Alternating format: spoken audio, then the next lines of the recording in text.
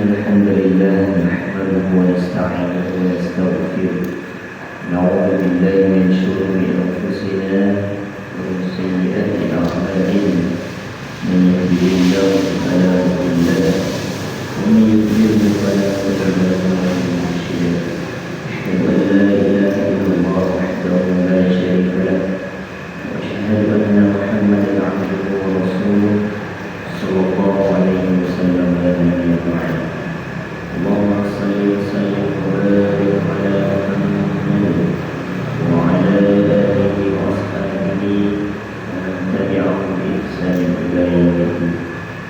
Jadi jemaah salat rahimahullah dan kita berzikir kepada Allah selama salat sekiranya kita dapat kita sama-sama mendengarkan hadis Nabi SAW yang maksud diberikan oleh para ulama kita dalam kitab Imam Bukhari dan Muslim dan Sahih Murid Rasulullah SAW ayat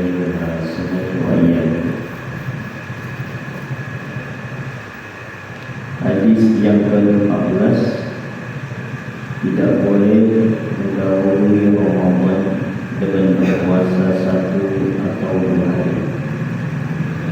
An Abi Hurairah radhiyallahu anhu Nabi sallallahu alaihi wasallam qala la yataqaddamanna ahadukum Ramadan bi sawmi yawmin aw yawmayn illa yakuna rajulun kana yasumu sawmahu falyasum dhalika al-yawm. Dari Abu Hurairah radhiyallahu anhu Nabi sallallahu alaihi wasallam bersabda, janganlah sekali-kali salah seorang di antara kalian mendahului Ramadan dengan berpuasa 1 atau 2 hari, kecuali seseorang yang biasa berpuasa, maka hendaklah ia berpuasa pada hari itu. Hadirin jemaah salat Zuhur rahimahullah, ini biasa terjadi dalam kehidupan kita konteksnya di khusus kita di Indonesia. Namun kita ada beberapa metode terkait menentukan baik itu awal atau Ramadan.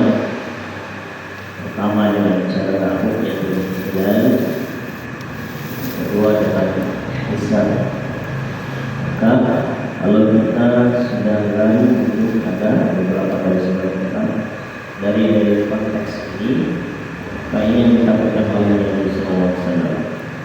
Tidak boleh kita baik itu mendahului apakah 1 hari atau 2 hari.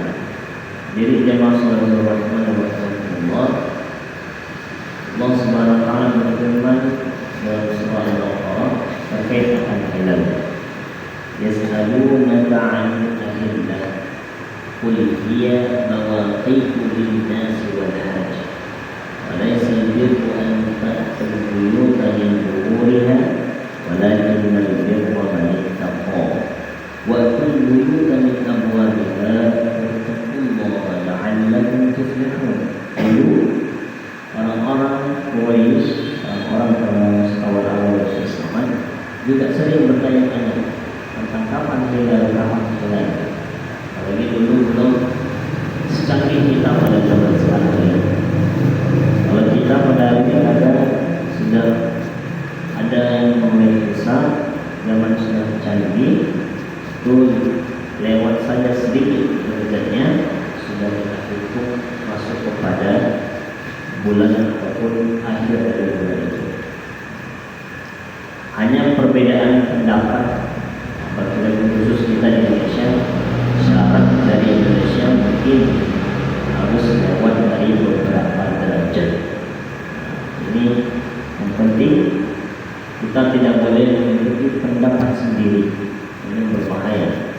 Pendapat sendiri, misal ada isu kemarin awal Ramadan dengan pengalaman sering main ke laut dari para nelayan besar. Melalui ilmu alam ini rasa-rasanya sebenarnya sudah 8 bulan ini tidak dianjurkan sekali.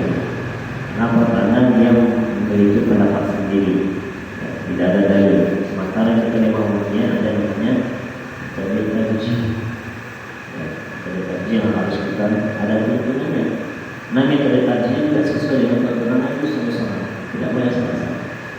Jadi suatu ibadah amalan itu pada dasarnya kulli amalin haram. Dasar suatu ibadah itu awalnya adalah haram, kecuali sudah ada contoh dan dalil baru dia sah. Jadi kalau pada hari ini kita ada ngarang-ngarang melakukan amalan, belum ada tuntunannya, itu haram, kecuali kita dapat dalil. Karena syarat amalan itu diterima di Allah itu dua. Yang pertama khalis, ikhlas karena Allah Subhanahu wa taala. Yang kedua ittiba' Rasulullah sallallahu alaihi wasallam. Ini jarak. Yang kedua adalah sesuai dengan keyakinan Nabi sallallahu alaihi wasallam. Ada enggak hadisnya? Derajat hadisnya bagaimana? Sahih atau tidak? Ini harus kita tahu bersama. Maka Islam datang memberikan pengajaran kepada umat muslim bukan dengan ajaran yang asal-asalan, sesuai dengan konteksnya, sesuai dengan dalilnya, dan terintegrasi sampai Rasulullah SAW. Terintegrasi tersambung kepada Rasulullah SAW dalam bahasa Arab namanya musnad. Makanya ketika kita membaca hadis itu biasanya banyak orang yang Al-A'raj, Al-Malik, Al-Zinad sampai kepada Abu Hurairah, Rasulullah SAW. Itu kenapa dibacakan? Itu untuk menunjukkan keautentifikasi ajaran agama Islam tersebut. Bahwasanya referensinya jelas, orang yang jelas sudah bisa dilacak bagaimana orang yang seperti contohnya ini. Kitab Imam Al-Bukhari ada 97 jilid. Nama kitab aslinya ini kalau singkatnya kan Al-Bukhari, Sahih Al-Bukhari, tapi beliau membuat namanya itu lengkap. Ada kitab As-Sahih, derajat As-Sahih, Al-Musnad, kesambung pada Rasulullah, Al-Mukhtasar, ringkas min umuri Rasulullah SAW, dari urusan kehidupan Nabi SAW, wasunatihi wa ayyamihi, dan kebiasaan saya. Imam Al-Bukhari mengkualifikasikan dari ayat Al-Quran dan hadis, dikumpulkan semuanya menjadi 90 jilid, sehingga ditentukan bab yang pertama kita memulai wahyu tentang kualifikasikan keaslian legasi Nabi menyampaikan wahyu dari Allah SWT Al-Quran. Kemudian kita kedua kita beriman, temukan iman, kita baca kitab iman. Yang ketiga kita ilmi, sebagai pelajar, sebagai guru baca kitab ilmu. Sudah dikualifikasikan, sudah disusun rapi oleh Allah. Karena apa? Karena memang Al-Quran Al-Karim turun ke muka bumi ini, itu fungsinya adalah sebagai pedoman hidup. Syahrul Ramadan alladzi unzila fihi al-Qur'an hudan linnas. Fungsi Al-Quran itu pada dasarnya bukan untuk dibaca saja, karena konteks dari ayat itu fungsinya bukan untuk qira'atan nas, tapi hudan linnas, petunjuk, pedoman. Artinya kita bagaimana cara mengambil ayat dari surah ini, ayat ini kita ambil, praktekkan dalam kehidupan sehari-hari kita sesuai dengan konteks profesi kita masing-masing. Demikianlah Islam mengajarkan kita, baik itu dari awal ibadah kita kemarin dari bulan Ramadan sampai nanti di akhir hidup, tidak boleh asal-asalan, ada aturannya. S dan K berlaku, syarat dan ketentuan berlaku. Makanya kutiba alaikum as-siyamnya, dalil tentang siam puasa itu menggunakan makrifah, tidak nakirah. Mudah Allah buat kutiba alaikum siyam bisa, tapi Allah tambah alif lam, kutiba alaikum as-siyam.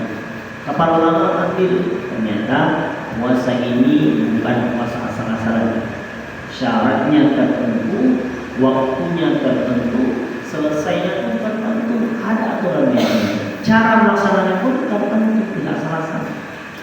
Supaya supaya kita itu teratur hidupnya. Ini yang sangat dibanggakan dalam ajaran Islam, dan ini berbeda dengan ajaran yang lain. Boleh dicek dan dicek, sudah diteliti, bahwasanya tidak ada satupun ajaran agama di muka bumi ini yang sekompleks ajaran agama Islam. Tidak ada, hanya dalam Islam.